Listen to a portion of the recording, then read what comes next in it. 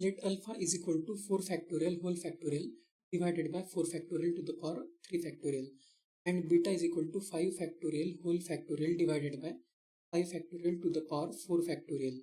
Then alpha and beta natural number है या नहीं है ये हमें पता करना है.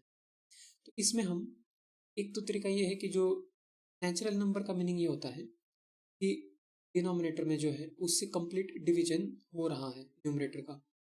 तो हम इसको ऐसे भी चेक कर सकते हैं कि प्राइम फैक्टर्स देखेंगे डिनोमिनेटर के, तो फैक्टोरियल में कितने प्राइम्स होते हैं उसको कैलकुलेट करने का एक मेथड भी होता है. और उससे ज़्यादा प्राइम्स अगर आ गए न्यूमरेटर में इसका मतलब है कि सारे कैंसिल हो जाएंगे और डिवीजन जो है वो कंप्लीट जाएगा. तो लेकिन इससे भी एक स्मॉल या सिंपल मेथड है. हम बस ये देख सकते हैं कि ये नंबर जो है वो किसके जैसा है, क्योंकि ये थोड़ा एक कॉमन फॉर्मेट में नंबर दिया है यहाँ पे.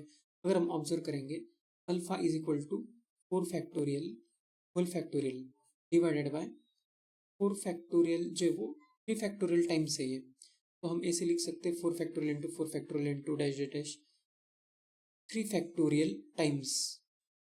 इसका मीनिंग अगर हम समझेंगे तो ये थोड़ा बहुत फैमिलियर टाइप का फॉर्मेट है. अगर हमारे पास फॉर एग्जांपल 5 ऑब्जेक्ट्स हैं जिसमें से 3 आइडेंटिकल है एक टाइप के और 2 ऑब्जेक्ट्स अलग टाइप के आइडेंटिकल हैं, तो इनको अरेंज करने का वे हम लिखते हैं नॉर्मली पी में ऐसे 5 फैक्टोरियल डिवाइडेड बाय जो आइडेंटिकल होते हैं उनको हम डिवाइड कर देते हैं अरेंज करके इस तरह से. तो ये होता है. अब इसी फॉर्मेट में ये दिखाई देगा यहाँ पे.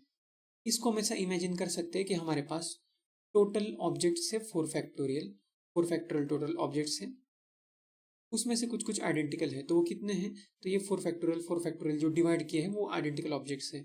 4 फैक्टोरियल डिवाइड किया है इसका मतलब 4 ऑब्जेक्ट जो वो आइडेंटिकल है, फिर ये दूसरे 4 आइडेंटिकल है. इस तरह से टोटल 3 फैक्टोरियल है, मतलब 3 फैक्टोरियल ऑब्जेक्ट्स है, हर एक का 4 कॉपी है.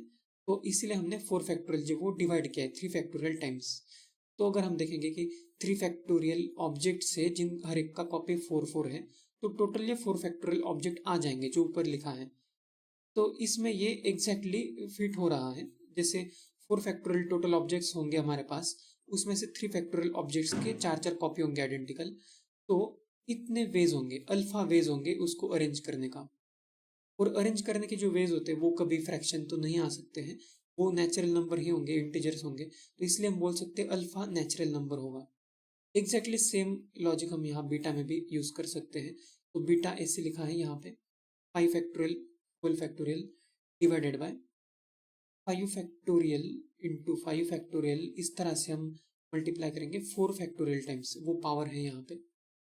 और इसमें भी हम ऐसा इमेजिन कर सकते हैं कि टोटल ऑब्जेक्ट्स हमारे पास अगर 5 फैक्टोरियल है, उसमें से अगर 4 फैक्टोरियल ऑब्जेक्ट्स जो है उनके 5 आइडेंटिकल कॉपीज हैं, मतलब हर एक के 5 कॉपीज हैं, ऐसे 4 फैक्टोरियल ऑब्जेक्ट्स हैं. तो टोटल ऑब्जेक्ट्स तो हो जाएंगे 4 फैक्टोरियल इंटू हर एक का 5 कॉपी, मतलब इतना.